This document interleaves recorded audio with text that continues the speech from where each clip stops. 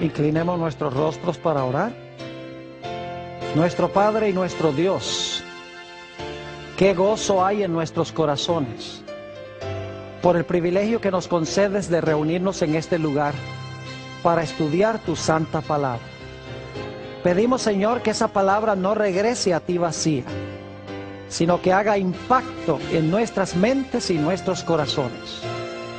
Te ruego, Señor, que a través de tu palabra transformes nuestras vidas. Y te damos gracias por escuchar nuestra oración, pues te lo pedimos en el precioso nombre de tu Hijo, Cristo Jesús. Amén. El título de nuestro tema para hoy es Las 5 artimañas de Satanás. Y queremos comenzar nuestro estudio en el Evangelio según San Mateo, el capítulo 24 y los versículos 23 y 24. San Mateo, el capítulo 24 y los versículos 23 y 24. Nos dice aquí, hablando de lo que va a pasar en el tiempo del fin. Entonces, si alguno os dijere, mirad, aquí está el Cristo, o mirad, allí está, no lo creáis, porque se levantarán falsos cristos y falsos profetas, y harán grandes señales y prodigios, de tal manera que engañarán, si fuere posible, aún a los escogidos. Imagínense ustedes engaños tan poderosos y tan sutiles que engañarán casi, inclusive, a los mismos escogidos. Tienen que ser engaños muy potentes, muy poderosos. Ahora, la pregunta clave es, ¿a quiénes dirigió Jesús estas palabras? A veces pensamos que es el mundo el que va a ser engañado.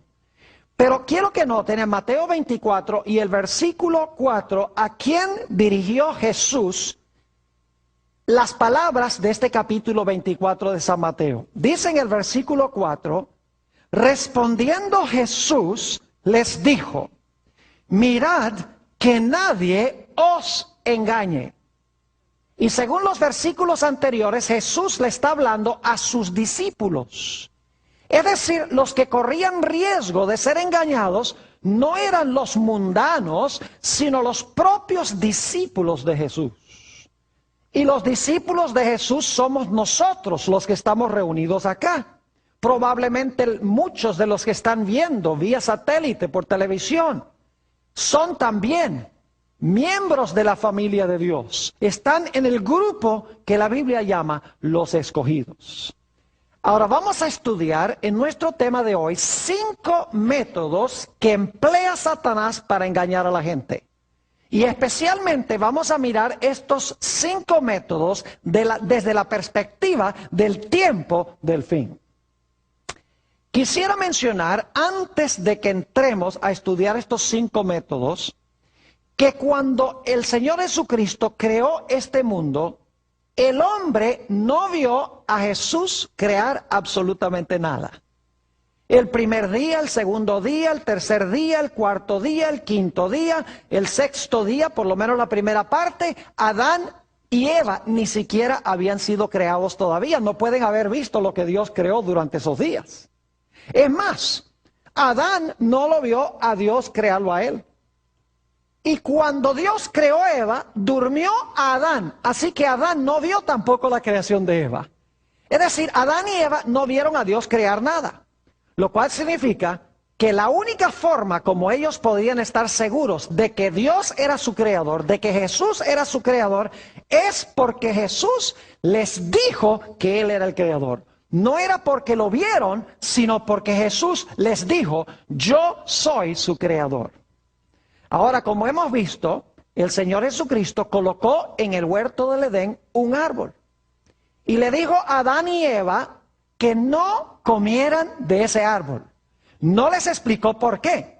Sí les explicó las consecuencias. Les dijo, si ustedes comen, van a morir. Pero no les explicó por qué no podían comer de ese árbol específico, de en medio de todos los árboles que se encontraban en el huerto. Ellos sencillamente debían creer que Jesús era su creador y debían obedecer la palabra sin explicación alguna. Notemos lo que dice Génesis 2 y el versículo 15 al 17, lo hemos leído antes, pero vamos a leerlo de nuevo, donde habla de la prohibición que Dios le hizo del árbol. Dice en el versículo 15, tomó pues Jehová Dios al hombre y lo puso en el huerto de Edén para que lo labrara y lo guardase. Y mandó Jehová Dios al hombre diciendo, de todo árbol del huerto comerás, mas del árbol de la ciencia del bien y del mal no comerás, porque el día que de él comieres, ciertamente morirás. Ahora quiero hacerles algunas preguntas. Número 1, ¿el mandato estaba claro? ¿Era comprensible? Claro que sí. Y Eva lo entendió. Porque ella repitió las palabras de Dios cuando vino la serpiente. Le dijo, Dios nos ha dicho que no comamos de este árbol, porque si comemos de este árbol, ¿vamos a qué? Vamos a morir. Entendieron claramente el mandato de Dios. Yo pregunto, ¿esta prueba era una prueba grande o pequeña? En realidad era una prueba pequeña. Dios podría haberle dicho a Adán y Eva, mire, para que ustedes puedan seguir viviendo, tienen que saltar de aquí a la luna. Esa hubiera sido una prueba grande. Pero Dios les puso una prueba muy pequeña, insignificante. Ellos tenían todos los árboles del huerto de los cuales podían comer. El punto principal no era el apetito, porque si tenían hambre, podrían haber comido de todos los árboles del huerto. Prohibirles un árbol era una prueba supremamente pequeña. Además de eso, como he mencionado, Dios no les dio a Adán y Eva ninguna explicación por la cual prohibió ese árbol específico. Sí les dijo, iban a morir si comían del árbol, pero no les explicó en qué se distinguía ese árbol de los demás árboles. Sencillamente les dijo, crean mi palabra, yo fui el creador, yo pongo las reglas y ustedes no deben comer de este árbol.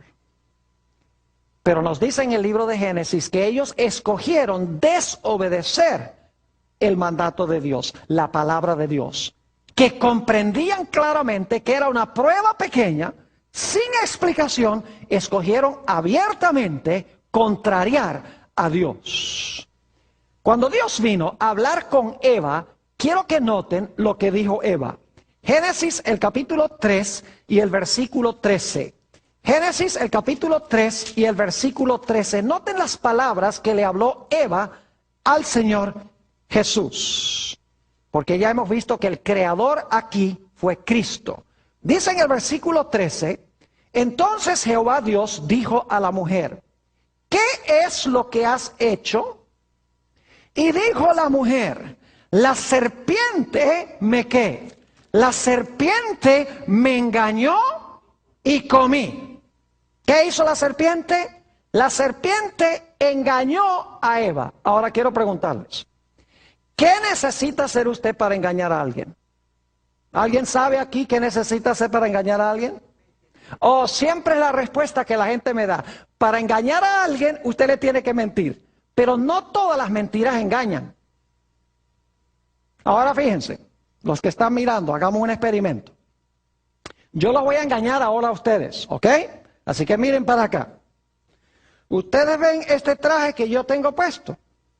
Este traje es rojo. ¿Cuál rojo ni que nada? Dice la hermana. ¿Les eché una mentira? ¿Les metí una mentira? Sí, claro que sí. ¿La creyeron? Claro que no. Porque las mentiras que engañan no son las mentirotas. Las mentiras abiertas. Las mentiras que engañan son las que más se parecen a la verdad. Y para cada verdad que Dios tiene, Satanás tiene una falsificación o un error. Hace algunos años tuve el privilegio de enseñar en la ciudad de Medellín, Colombia, en una universidad. Enseñaba teología allí. Y un día fui al centro de la ciudad a un almacén Ley, para comprar una mercancía. Llegué a la caja para pagar la mercancía que tenía y la muchacha que estaba recibiendo el dinero tomó el billete y lo miró en la luz, lo arrugó en su mano, lo puso debajo de una luz negra e enseguida llamó a un policía, le dijo, venga acá, que este hombre me acaba de dar un billete falso de 10,000 pesos. Ahora imagínense ustedes eso. Aquí en los Estados Unidos uno generalmente es inocente hasta que se compruebe culpable. Por allá uno es culpable hasta que lo comprueben a uno inocente. Yo viví muchos años allá. Las cosas funcionan de una forma distinta. Así que yo sabía que estaba en problemas. Vino otro policía, me tomaron uno por un brazo, el otro por el otro brazo, me llevaron allá a un cuartico y empezaron a interrogarme. Empezaron a decirme, ¿dónde tiene la maquinaria? Y yo le dije, ¿cuál maquinaria? La maquinaria con que hacen los billetes. Yo dije, no, si yo no soy falsificador. Dice, ¿cómo que no es falsificador? Usted entregó un billete falso. Y yo dije, no, pero ese billete yo no lo miré, sencillamente yo entregué un billete, alguien me lo dio. Dice, no, usted es un falsificador. Entonces uno de los policías dice, mire, ¿a dónde trabaja usted? Yo le digo, mire, yo trabajo en el Instituto Colombo Venezolano, yo enseño teología allá. Y oiga, cuando dije eso, el policía como que cambió de actitud, sonrió. Y digo, ese colegio es muy bueno. Dice, de allá no pueden salir falsificadores. Y yo dije, gloria a Dios, las cosas están mejorando aquí. Entonces el policía me dijo, mire, cuando en el futuro alguien le dé a usted un billete, usted tiene que mirarlo con cuidado. No pague con un billete falso porque se puede meter en problemas. Yo le voy a mostrar a usted cómo distinguir un billete falso de uno genuino. Y entonces trajo el billete falso, trajo un billete genuino y me dice, mire, usted mira el billete falso en la luz y usted se da cuenta que la cabeza de Simón Bolívar está borrosa. Usted mira el billete genuino en la luz y ve que la cara de Simón Bolívar está clarita. Y de verdad que sí. Entonces tomó el billete y lo puso de nuevo en la luz y dice, mire, el billete falso no tiene una raya marrón que cruza el billete, mientras que el billete genuino sí tiene la raya marrón. Yo dije, de verdad que sí. Luego tomó el billete falso y lo arrugó en la mano y tomó el billete genuino y lo arrugó también en la otra mano. Y el billete genuino empezó a abrirse como una flor, mientras que el papel del billete falso se quedó arrugado.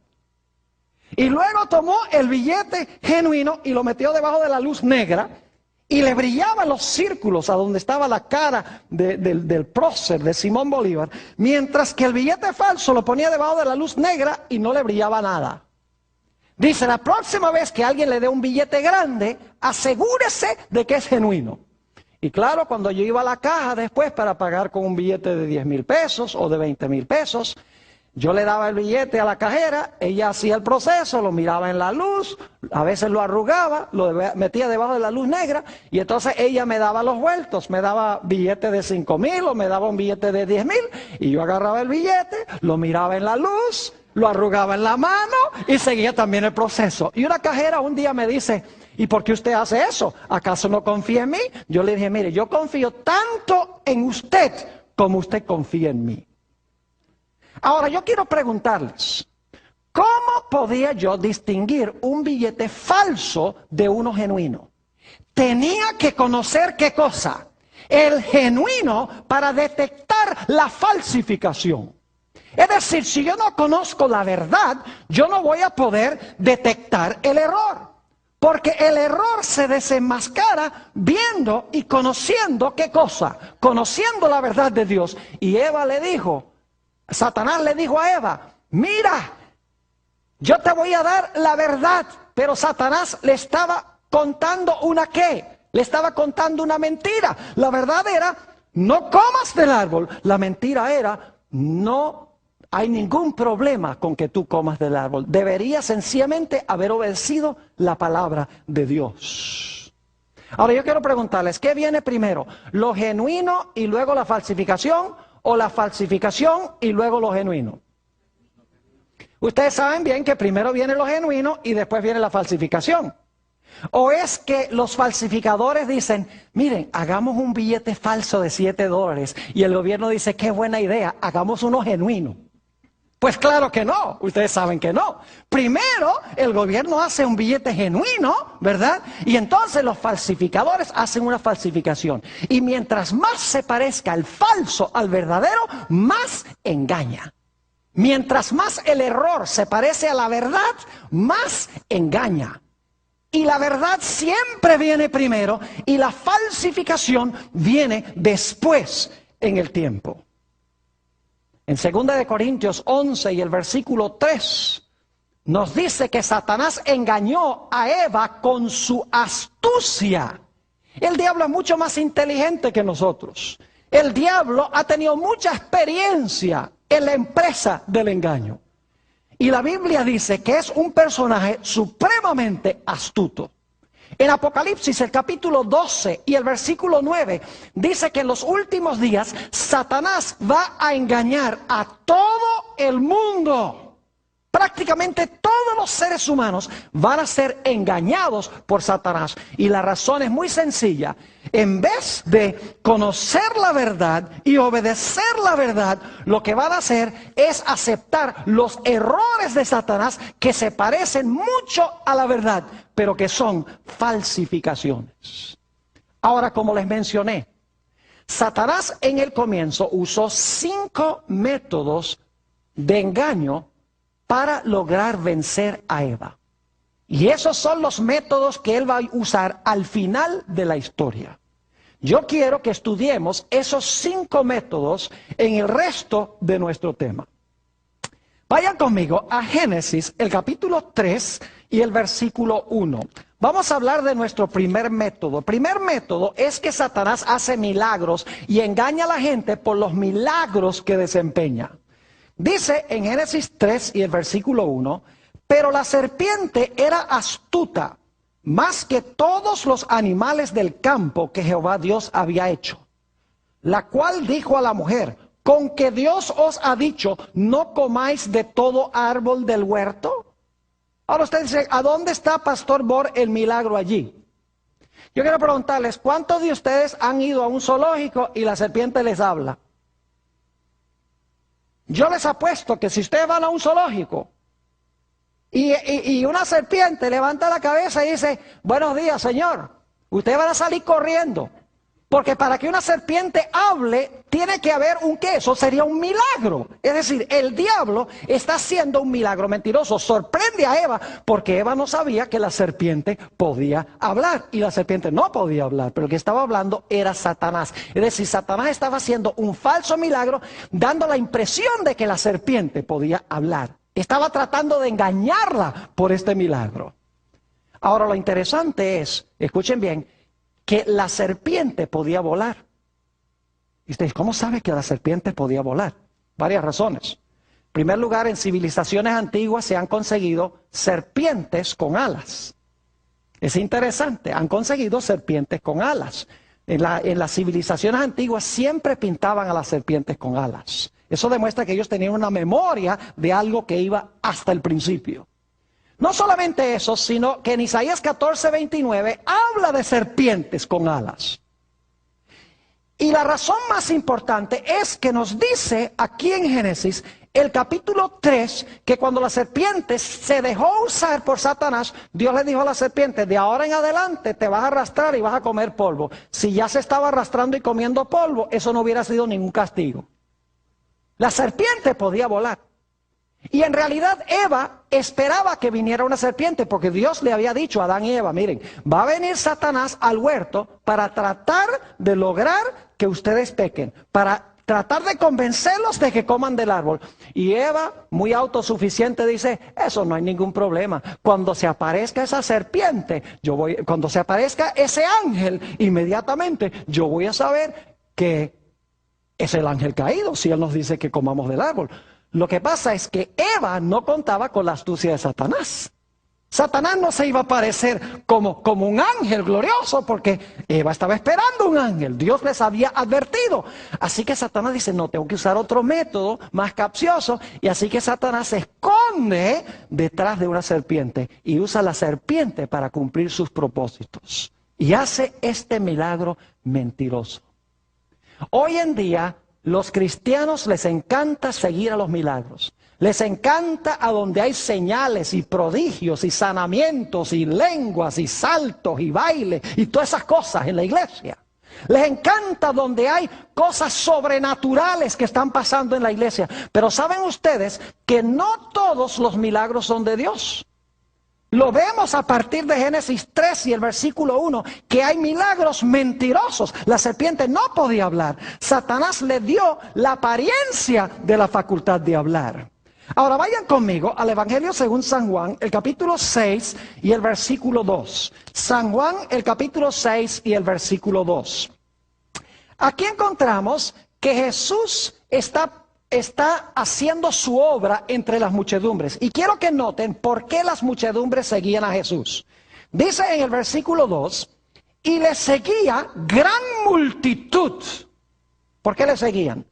Porque veían las señales que hacía en los ¿qué? En los enfermos. La gente decía, a este hay que seguirlo, porque este es un curandero. Es decir, veían en Jesús un curandero, alguien que hacía milagros, y lo seguían. Pero ¿saben algo? Siguen leyendo el capítulo y van a darse cuenta que el Señor Jesucristo empezó a predicarles un sermón. Yo soy el pan de vida. Tienen que asimilar el pan de vida, o si no, no van a tener vida en ustedes mismos. Y cuando Jesús empezó a decirles que tenían que obedecer la palabra, la gente dijo, si no hay milagros, con la pura palabra no queremos. Y cuando llegamos al final del capítulo, si van conmigo al versículo 66, interesante que es Juan 6:66, o sea, Juan 666. Es una coincidencia, pero van a recordar el versículo ahora para siempre. Juan 6 y el versículo 66, cuando Jesús empezó a hablar la palabra, ya la gente no quería saber más de Jesús, porque no había milagros. Dice en el versículo 66, desde entonces muchos de sus discípulos volvieron atrás y ya no andaban con él. Si no había milagros, la gente no quería saber de Jesús. Cuando predicaba la palabra y le decía a la gente que debía obedecer la palabra, la gente no quería nada que ver con Jesús. Y lo mismo sucede hoy en gran medida en el mundo cristiano, este fenómeno. Noten lo que dice Segunda de Tesalonicenses, el capítulo 2 y el versículo 9. Aquí está hablando de la obra del anticristo al final de la historia, del que se va a hacer pasar por Cristo. Noten lo que va a hacer según Segunda de Tesalonicenses, el capítulo 2 y el versículo 9. Dice, inicuo, cuyo advenimiento es por obra de Satanás. Es decir, el anticristo va a venir por obra de Satanás, y ahora escuchen, con gran poder y señales y prodigios mentirosos. ¿Qué va a hacer el anticristo? Dice aquí, va a obrar con poder, señales y prodigios mentirosos para engañar a la gente. Dice en el versículo 10, y con todo engaño de iniquidad para los que se pierden. Es decir, en los últimos días, el anticristo va a hacer grandes milagros, señales y prodigios con el fin de engañar a la gente. Ahora quiero que vayamos a el libro de Hechos de los Apóstoles, el capítulo 2 y el versículo 22. Hechos, el capítulo 2 y el versículo 22. Este versículo guarda una relación muy estrecha con lo que acabamos de leer de Segunda de Tesalonicenses 2. Hechos, el capítulo 2 y el versículo 22. ¿Ustedes recuerdan esas tres palabras de Segunda de Tesalonicenses?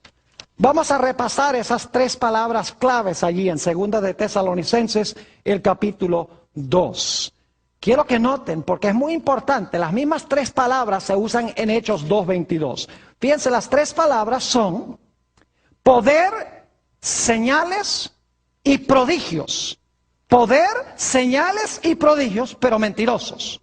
Ahora, noten lo que dice Hechos 2:22. Dice, varones israelitas, aquí está hablando el apóstol Pedro, oíd estas palabras. Jesús Nazareno, varón aprobado de Dios entre vosotros, con las maravillas, prodigios y señales que Dios hizo entre vosotros por medio de él, como vosotros mismos sabéis. Fíjese que el anticristo va a hacer las obras por obra de ¿quién? De Satanás. Ahora, aunque la traducción no es la misma de estas tres palabras griegas, en el idioma original en que fue escrito el Nuevo Testamento, en Hechos 2:22 y en Segunda de Tesalonicenses 2:9, las palabras son idénticas. Es decir, que las palabras poder, señales y prodigios en 2 Tesalonicenses 2:9, y las palabras maravillas, prodigios y señales en Hechos 2:22 son las mismitas palabras en el idioma en que fue escrito el Nuevo Testamento, el griego. ¿Qué quiere decir esto? Quiere decir que el anticristo va a falsificar las obras que hizo Jesús. Porque si se usan las mismitas palabras para describir lo que va a ser el anticristo, y es lo que hizo Cristo, quiere decir que el anticristo va a sanar enfermos. El anticristo va a hacer maravillas, va a echar demonios, va a hacer todas estas cosas. Y la gente va a creer que es ¿quién? Que es Cristo. Porque eso fue lo que hizo Cristo cuando estuvo en la tierra. Y saben ustedes que este fenómeno va a pasar en el mundo cristiano. Note lo que dice en el Evangelio según San Mateo, el capítulo 7 y el versículo 21 al 23. Fíjense qué tremendo esto. San Mateo, el capítulo 7 y el versículo 21 al 23. Dice Jesús: no todo el que me dice Señor, Señor, entrará en el reino de los cielos, sino el que hace la voluntad de mi Padre que está en los cielos. Yo pregunto, si esta gente dice Señor, Señor, ¿están profesando seguir a Jesús? ¿Si lo llaman Señor, Señor? Claro que sí. Jesús dice, no todo el que me dice Señor, Señor. Si la gente lo está llamando Señor, es porque ellos profesan ser de Jesús. Ahora noten el versículo 22. Muchos me dirán en aquel día, Señor, Señor, ¿no profetizamos en tu nombre? Si están usando el nombre de Jesús, ¿dicen que son cristianos? Claro que sí. ¿Y en tu nombre echamos fuera qué? Demonios. ¿Y en tu nombre hicimos muchos qué? Milagros. Y Jesús va a decir, claro, ustedes son míos porque usan mi nombre y echan demonios y dan profecías y hacen milagros. Ustedes son míos. ¿Es lo que dice Jesús? No. Versículo 23. Y entonces les declararé, nunca os conocí. Apartaos de mí, hacedores de qué? Hacedores de maldad. Fíjense que son cristianos profesos. Porque ellos llaman a Jesús Señor, Señor. Y usan el nombre de Jesús. Pero Jesús dice, yo no los conozco a ustedes. Apártense de mí, obradores de maldad. ¿Saben que esa palabra maldad se podría traducir mejor? Es la misma palabra que se traduce en 1 de Juan 3:4, infracción de la ley. Esas tres palabras, infracción, 4 palabras, infracción de la ley, es la misma palabra maldad, aquí en Mateo el capítulo 7. Es decir, se puede traducir esto, apartaos de mí, infractores de la ley. Apartaos de mí los que desobedecéis mi ley. Apartaos de mí los transgresores de mi ley. Es decir, son cristianos que hacen milagros, profetizan, echan demonios, pero el problema es que no quieren guardar ¿qué cosa? No quieren guardar la santa ley de Dios. No quieren obedecer la palabra de Dios. Como Eva siguió el milagro, ellos van a seguir milagros en vez de obedecer lo que Dios dice en su santa palabra. Ese es el primer método. Milagros mentirosos. Segundo método que usa Satanás.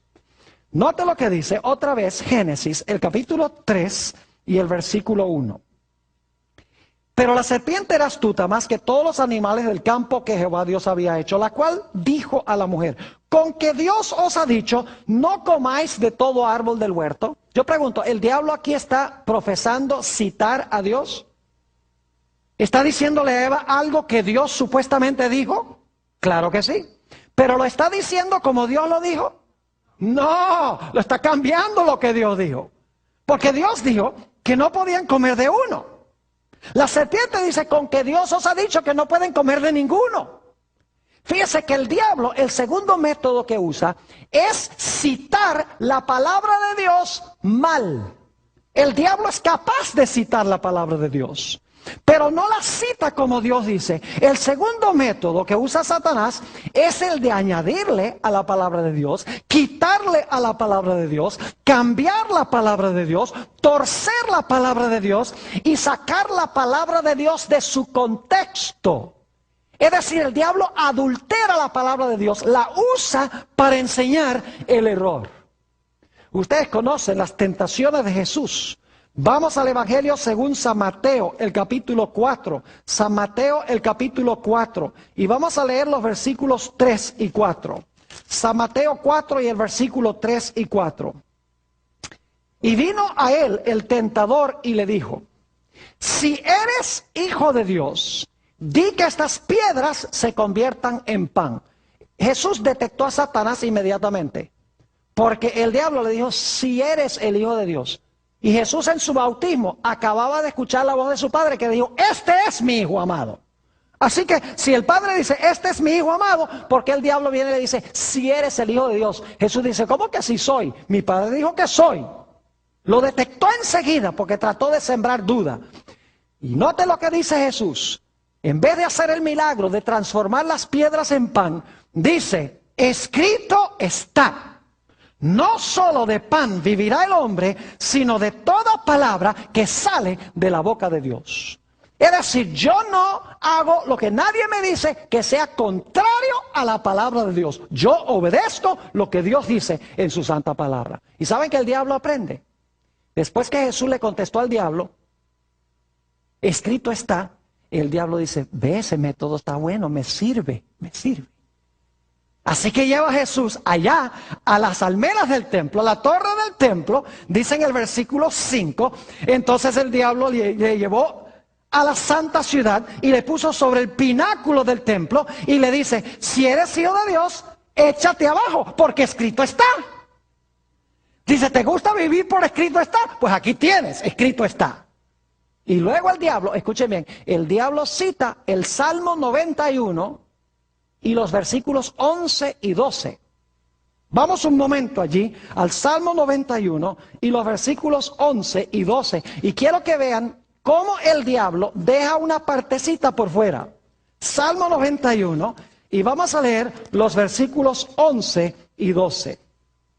Dice: pues a sus ángeles mandará acerca de ti, que te guarden en todos tus caminos. En las manos te llevarán para que tu pie no tropiece en piedra. ¿Saben que hay una parte del versículo 11 que el diablo no incluyó? Él citó la parte que dice, en el versículo 11, pues a sus ángeles mandará acerca de ti. Pero la parte que no incluyó es que te guarden en todos tus caminos. Es decir, para que ellos te mantengan obediente a Dios en los caminos de Dios. Esa parte no la incluyó. Y luego entonces pronunció la bendición. Dice: Él va a mandar sus ángeles y ellos te van a tomar en sus manos para que tu pie no tropiece en piedra. Pero estaba pasando por alto la condición, y es que los ángeles debían guardarlo en sus caminos. Es decir, en los caminos de Dios. Así que el Señor Jesucristo detectó a Satanás inmediatamente. Lo que Satanás estaba tratando de hacer, dejando una parte del versículo por fuera, escuchen bien, era engañar a Jesús para que cometiera el pecado de la presunción. ¿Saben lo que es la presunción? La presunción es reclamar las promesas de Dios en desobediencia. Es decir, pedir que Dios nos bendiga mientras lo estamos desobedeciendo. Les doy un ejemplo. Un joven llega a un examen en la escuela y le pide a Dios que le ayude a pasar el examen cuando no ha estudiado. Eso es presunción. Un individuo que empieza un viaje y pide que Dios lo proteja en el viaje y luego maneja 100 millas por hora. Eso es presunción. Un individuo que dice al Señor: ay Señor, dame buena salud, y se fuma 2 o 3 cajetillas de cigarrillos al día.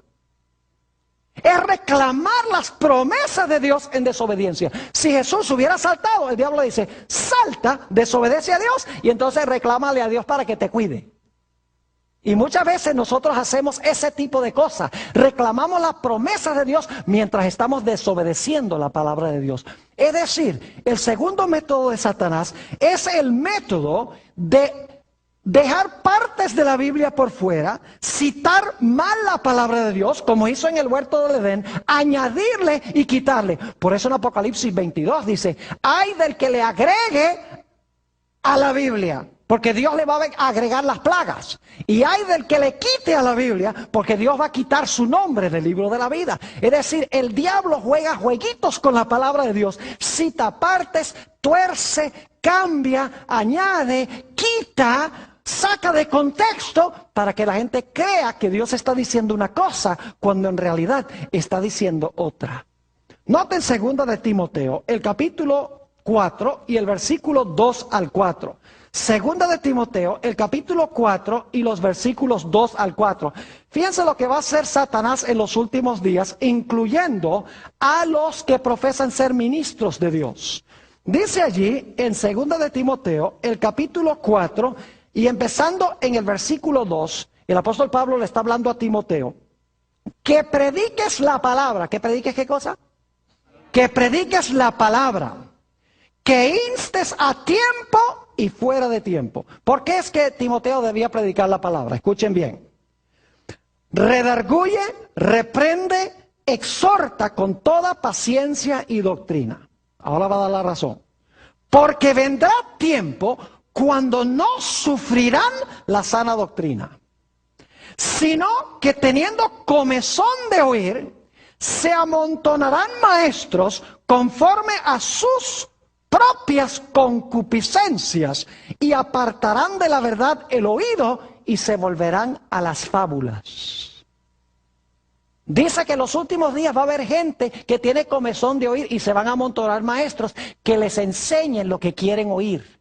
Es decir, tienen piquiña en los oídos. Y entonces le dicen al maestro, mira, tú estás dispuesto de rascarme la oreja. Es decir, enséñame lo que yo quiero oír. Y si el maestro dice, sí, yo te enseño lo que tú quieres oír, entonces dice, entonces enséñame. Es decir, en los últimos días Dios insta a sus ministros que prediquen la palabra. Porque va a venir el tiempo en que la gente no va a tolerar sufrir, como dice aquí, la sana doctrina. Van a querer apartar de la verdad del oído y seguir las fábulas, porque quieren vivir de acuerdo a sus propias concupiscencias o de acuerdo a sus propias pasiones. Un ejemplo de esto es que en el mundo cristiano muchos ministros hoy en día enseñan que el cristiano no tiene que guardar la ley de Dios, porque estamos bajo la gracia. Dicen, no, el cristiano está bajo la gracia, no tiene que guardar la ley, nosotros no estamos bajo la ley, seguimos lo que dice el Espíritu Santo. Ustedes lo han oído. Y suena muy bonito. Y usan mayormente los escritos del apóstol San Pablo. Ahora, ¿saben ustedes que el apóstol Pablo escribió algunas cosas bien difíciles de entender? Vamos a notar en 2 de Pedro, vamos a 2 de Pedro, el capítulo 3 y el versículo 15 al 17. 2 de Pedro 3, 15 al 17. El apóstol Pablo no siempre escribe cosas fáciles de comprender. Tenemos que admitir eso. Dice allí en 2 de Pedro, el capítulo 15, y capítulo 3, perdón, y el versículo 15, y tened entendido que la paciencia de nuestro Señor es para salvación. Como también nuestro amado hermano Pablo, según la sabiduría que le ha sido dada, os ha escrito, casi en todas sus epístolas, hablando en ellas de estas cosas, es decir, de la salvación. Ahora escuchen bien, entre las cuales hay algunas difíciles de entender. ¿El apóstol Pablo escribió cosas difíciles de entender? ¿Cómo no? Pero ¿le va a echar Pedro la culpa a Pablo? No, sigue diciendo, las cuales los indoctos e inconstantes que tuercen, como también las otras escrituras, para su propia perdición. Es decir, porque el apóstol Pablo escribió cosas complicadas, Pedro no le echa la culpa a Pablo, sino que dice, la culpa la tienen los que no estudian con cuidado. Los indoctos tuercen lo que escribió Pablo y tuercen también las demás escrituras. Permítame mencionarles 3 escrituras aquí rápidamente sin buscarlas, porque el tiempo apremia. Romanos 3:28, el apóstol Pablo dice, concluimos pues que el hombre es justificado por la fe sin las obras de la ley. Entonces algunos dicen, ve, es pura fe y nada de obras. Pero si tan solo leyeran el versículo 31 del mismo capítulo, el apóstol Pablo dice, entonces ¿qué? ¿Invalidamos la ley por la fe? Dice, en ninguna manera, antes establecemos la ley.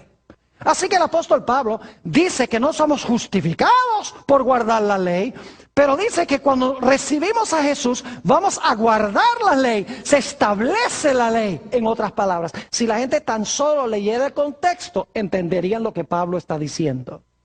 Otro texto que usan mucho para decir que no necesitamos guardar la ley porque estamos bajo la gracia es Romanos 5:20, donde el apóstol Pablo dice que donde abundó el pecado, sobreabundó la gracia. Y la gente dice, ve, donde abunda el pecado, sobreabunda la gracia. Y algunos inclusive me han dicho, peca mucho para que sobreabunde la gracia. Y yo digo, qué cosa tan ridícula. Pero lo único que yo les digo a estas personas es, mira, está bien, tú estás leyendo Romanos 5:20. Quiero pedirte por favor que me leas Romanos 6:1. Y quiero leer Romanos 6 y el versículo 1 para que vean que el contexto es clave. Dice en Romanos 6:1, ¿qué pues diremos? ¿Perseveraremos en pecado para que la gracia abunde? En ninguna manera, porque los que hemos muerto al pecado, ¿cómo viviremos aún en él? Así que el apóstol Pablo no está diciendo que porque hay mucha gracia debemos pecar mucho. Dice, no debemos perseverar en el pecado. Otro texto favorito es Romanos 6:14, donde el apóstol Pablo dice, porque el pecado no se enseñoreará de vosotros, pues no estáis bajo la ley, sino bajo la gracia. Y los cristianos dicen, yo no estoy bajo la ley, estoy bajo la gracia. Como si uno pudiera ahora desobedecer la ley porque uno está bajo la gracia. Lo único que yo le digo a esta gente es, por favor, lee el siguiente versículo. Nota lo que dice el versículo 15. ¿Qué pues? ¿Pecaremos porque no estamos bajo la ley, sino bajo la gracia? ¿Qué dice el apóstol San Pablo? En ninguna manera. Ahora debemos avanzar rápidamente al tercer método que usó Satanás. Primer método, milagros. Segundo, milagros mentirosos. Segundo método, un uso indebido de la palabra de Dios. Método número 3. Este es peligrosísimo. Es seguir nuestra razón, nuestra lógica, nuestra mente y nuestras emociones en vez de obedecer la palabra de Dios. Por ejemplo, en Romanos el capítulo 12 y el versículo 9, hoy en día a los cristianos les gusta hablar mucho del amor, ¿no es así? Dice, lo importante es el amor, no la ley. Desde que tengamos amor, en realidad eso es lo único que importa en la iglesia. Y yo digo amén, siempre y cuando se entienda lo que es amor. Yo pregunto, ¿el amor se puede fingir? ¿No se puede fingir el amor? ¿Nunca han visto ustedes a un joven, un galán de esos que conquista a esta mujer? Se viste bien y la trata como una reina. Y luego cuando se casan, no hace sino maltratarla. ¿Eso es amor qué? Fingido. ¿El amor se puede falsificar? Claro que se puede falsificar. Y en la iglesia hay mucho amor falso, nada más porque la gente se siente bien y porque se abraza y todo. Dicen, eso es amor. La Biblia tiene la definición clara en cuanto es el amor. El apóstol San Pablo dice en Romanos 12 y el versículo 9, que vuestro amor sea sin ¿qué? Sin fingimiento. Es decir, el amor se puede ¿qué? Fingir. Ahora, ¿qué es el amor? En Romanos 13 y el versículo 10, el apóstol San Pablo dice que el amor es ¿qué cosa? El cumplimiento de la ley. Es decir, la ley define lo que es el amor. Y una persona que dice lo importante es el amor y no la ley, no sabe lo que está diciendo. Porque el amor verdadero es cumplir la ley de Dios. Si usted ama a su prójimo, no le va a robar la esposa. Si usted ama a su prójimo, no le va a robar sus posesiones. Si usted ama a su prójimo, no le va a dañar la reputación. Si usted ama a sus padres, los va a tratar bien. Si usted ama a Dios, usted no va a tener otros dioses. Es decir, la ley define lo que es amor verdadero. ¿Me están entendiendo lo que estoy diciendo? Ahora vamos a Génesis 3 y el versículo 5 para que ustedes vean cómo Satanás usó este método de que la gente siga sus emociones y su lógica en vez de seguir la palabra de Dios. Génesis 3 y el versículo 4. Vamos a empezar con el 4 y el 5. Entonces la serpiente dijo a la mujer, no moriréis. Dios dice, si comen del árbol, ¿van a qué? Van a morir. Ahora el diablo viene y dice, no van a morir. Está diciendo que Dios es ¿qué cosa? Mentiroso. Dios te dijo que ibas a morir, pero tú no vas a morir. Ahora yo pregunto, ¿qué pensamiento creen a ustedes que les surgió en la mente de Eva cuando el diablo le dijo, Dios les dijo a ustedes que si comen del árbol van a morir, pero yo les digo que Dios es mentiroso, no van a morir? ¿Qué pensamiento creen que le surgió en la mente a Eva? Yo sé cuál le surgió. Eva ahora piensa y dice, bueno, si no vamos a morir, ¿por qué nos dijo Dios que sí nos íbamos a morir?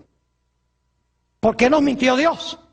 Y el diablo tenía preparada la respuesta, porque él sabía que cuando él dice, Dios les mintió de que van a morir cuando coman del árbol, Eva entonces dice, entonces si no vamos a morir, ¿por qué Dios nos dijo que sí nos íbamos a morir? El diablo dice, ahora te voy a explicar. Versículo 5, perdón.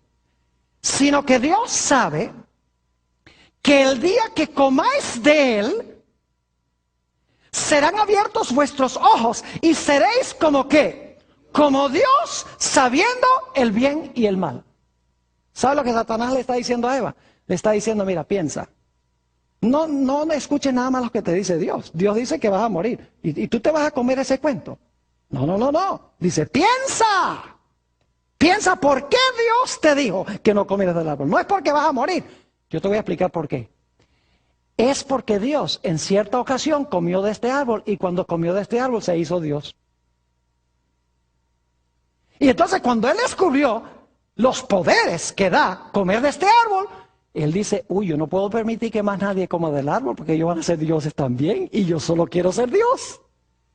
Así que desde ese momento en adelante, cualquier ser que se aparecía por ahí, Dios le decía, mira, no comes de ese árbol porque te vas a morir. Pero en realidad, Dios estaba diciendo, no comas del árbol porque yo no quiero que tú seas como yo. ¿Están entendiendo lo que está haciendo Satanás?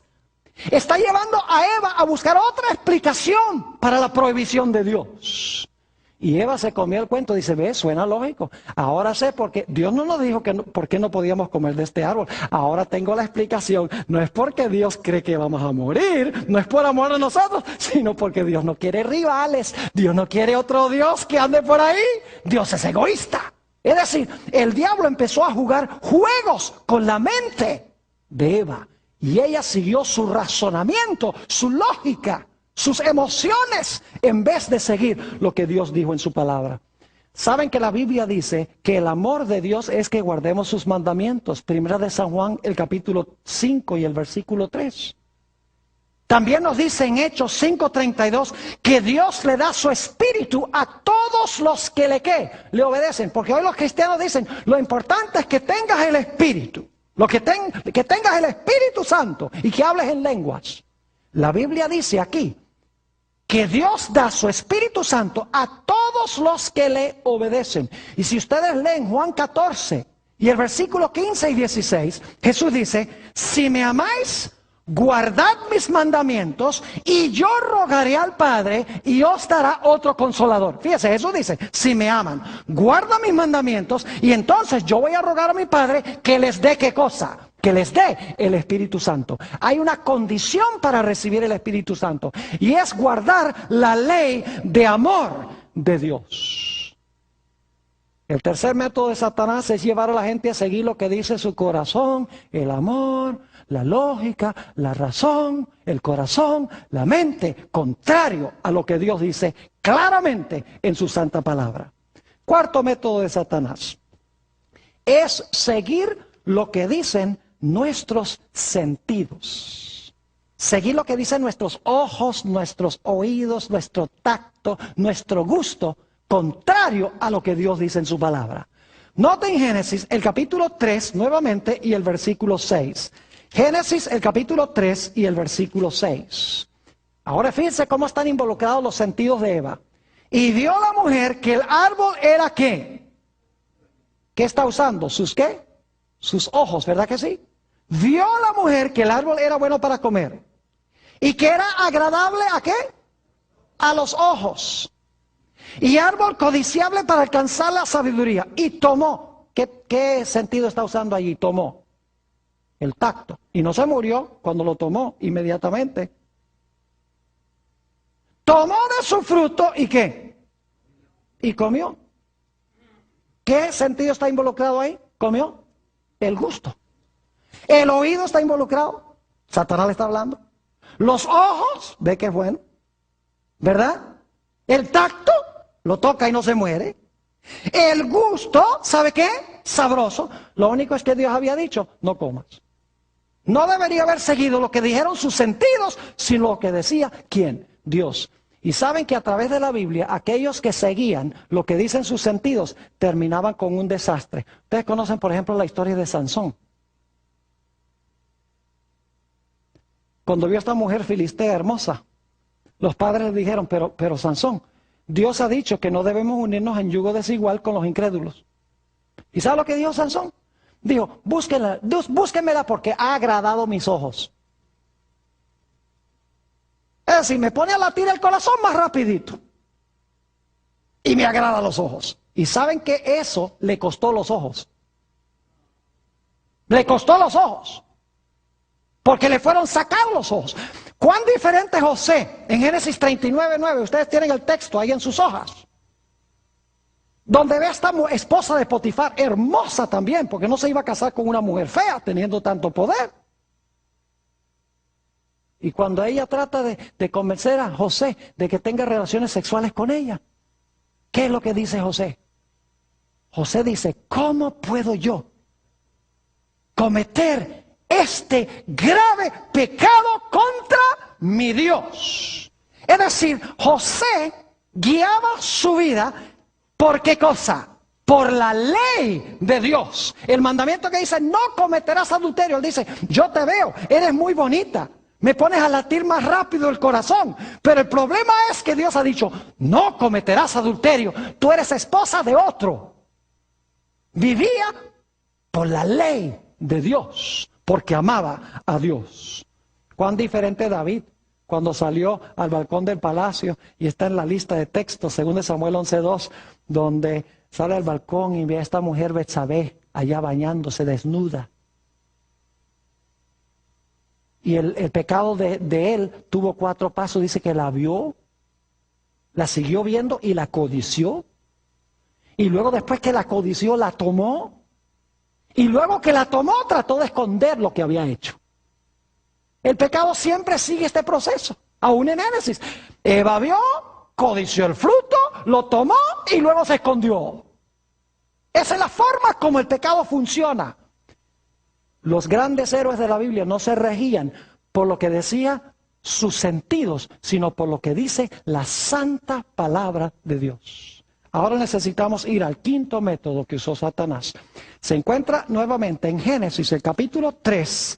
Génesis, el capítulo 3, y vamos a leer el versículo 6. Nuevamente, la última parte especialmente dice, y vio la mujer que el árbol era bueno para comer, y que era agradable a los ojos, y árbol codiciable para alcanzar la sabiduría, y tomó de su fruto, y ahora escuchen, y comió, y dio también a su marido, el cual comió así como ella. ¿Por qué pecó Adán? Porque fue tentado ¿por quién? Por Eva. El quinto método de Satanás es llevar a gente a tentar a otra gente. No siempre tiene que ser el diablo que tienta directamente, sino que usa gente para tentar a otra gente. Y saben que nos dice en 1 Timoteo 2:14 que Adán no fue engañado. Adán no fue engañado. Eva fue engañada. Adán sabía muy bien lo que estaba haciendo, pero Adán amó más a Eva que a Dios. Adán dijo, mira, tú comiste, te vas a morir. Yo te amo tanto a ti que yo no puedo vivir sin ti. Yo voy a comer también y estoy dispuesto a morir contigo. Es decir, Adán amó más a Eva que lo que amó a quién, a Dios. Y por lo tanto se dejó influenciar por ella. ¿Saben ustedes que la Biblia nos dice en Mateo el capítulo 10 y el versículo 34 al 37, que va a venir el día también en que nosotros tenemos que tomar la elección de seguir lo que dicen inclusive nuestros familiares o de obedecer lo que dice Dios? Note lo que dice San Mateo rápidamente, el capítulo 10 y el versículo 34 al 37. San Mateo 10 y el versículo 34 al 37. No penséis que he venido para traer paz a la tierra. No he venido para traer paz, sino espada. La espada representa ¿qué cosa? La palabra de Dios. Porque he venido para poner en disensión al hombre contra su padre, y a la hija contra su madre, y a la nuera contra su suegra, y los enemigos del hombre serán los de su propia casa. Es decir, por escoger la verdad, en vez de escoger lo que dicen los demás, nos haremos ¿qué cosa? Nos haremos de enemigos. Así que el diablo usa 5 métodos. 1, milagros mentirosos. 2, mal uso de la santa palabra de Dios. Número 3, llevarnos a seguir lo que dice el corazón y la lógica, el razonamiento. 4, obedecer lo que dicen nuestros sentidos. Y 5, escuchar lo que dicen los demás. Dios lo que quiere que nosotros hagamos es sencillamente conocer la palabra y obedecer la palabra. El apóstol San Pablo nos dice que en los últimos días, escuchen bien, se van a perder muchos porque no tuvieron el amor de la verdad para que pudieran ser salvos. Y en San Juan 17:17 dice que es la verdad. Dice, santifícalos en tu verdad. Tu palabra es ¿qué? Tu palabra es verdad. Aunque vea algo, aunque vea un milagro, aunque mis sentidos me digan algo, aunque otros me cuenten algo, aunque mi lógica me diga algo, aunque mis sentimientos me digan algo, todo lo debo comparar con un así dice Jehová. Y así estaré seguro de no ser engañado. Que esa sea nuestra experiencia.